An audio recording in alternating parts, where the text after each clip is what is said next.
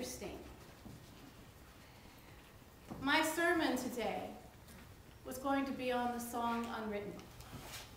Well, I say was, it still will be. However, the words of I love to tell the story say that one of the things that those who speak in front of people about the love of Spirit and the love of God is that we like to tell it over and over and over again. And it is an old story. And those who write about it today think that, I have a new idea, let me share it. Well, it's not so new, but we'd love to hear it anyway. Any way we can get it. Any way we can get it. Because it does uplift us.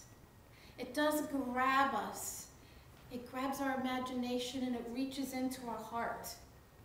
And isn't that why we come into this most sacred of buildings? Church. Church is at home. Church is under the palm trees. Church is sitting by the ocean. Church can be sitting in the forest, listening to that first bird that sings in the morning. Or the whippoorwill that one would like to go out and strangle, if you've ever heard a whippoorwill at night. Wherever it is that you find yourself and you are at peace within, you are at church. Because that's what it is all about.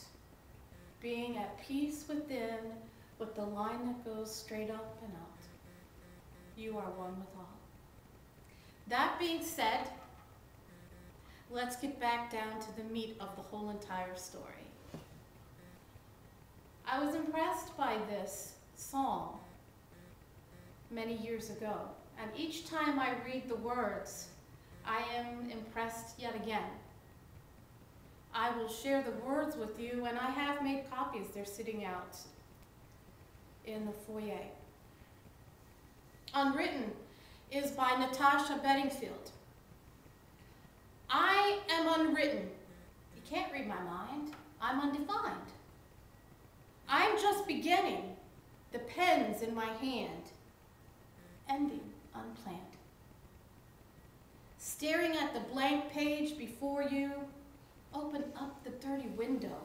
Let the sun illuminate the words that you cannot find. Reaching for something in the distance, so close you can almost taste it.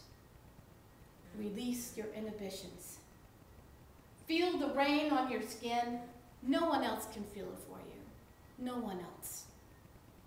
No one else can speak the words on your lips. Drench yourself in the words unspoken. Live your life with arms wide open. Today is where your book begins. The rest is unwritten. I break tradition. Sometimes my tries are outside the line. We've been conditioned to not make mistakes, but I can't live that way. Oh no. Staring at the blank page before you, open up the dirty windows. Let the sun illuminate the words that you cannot find. Reaching for something in the distance, so close you can almost taste it. Release your inhibitions. That's a lot of words right there. So let's begin at the beginning. I am unwritten, can't read my mind, and I'm undefined. If we could read your mind, what would we find? We may find doubt. We might find inhibition. Or we might find fear. My husband always says, "Hon, every time you read a book, you change your mind. Your thoughts change on the subject, and you think another way, and you say, that's the way." Well, how about you? When you read a book and you think you really got it, and that gives you a new grasp on reality, isn't that the new way? I do that. And as a spiritualist, we do not believe in predestination.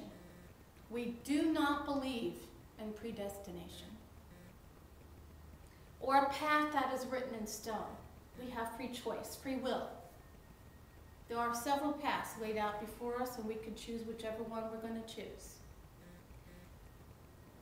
We believe in natural law, and we encourage you to dream big and create your own future with the use of natural law. Is natural law a new thing?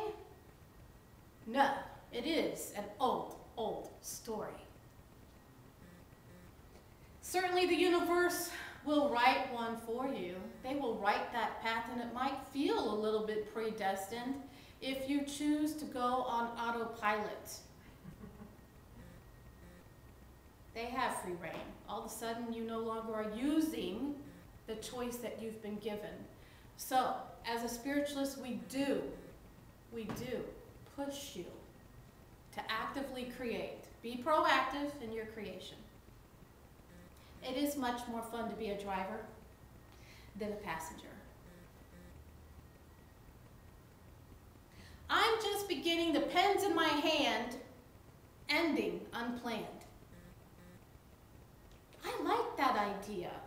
Spiritualists believe that we have the ability to have a do-over. Do-over. That's our word for the day. Do-over.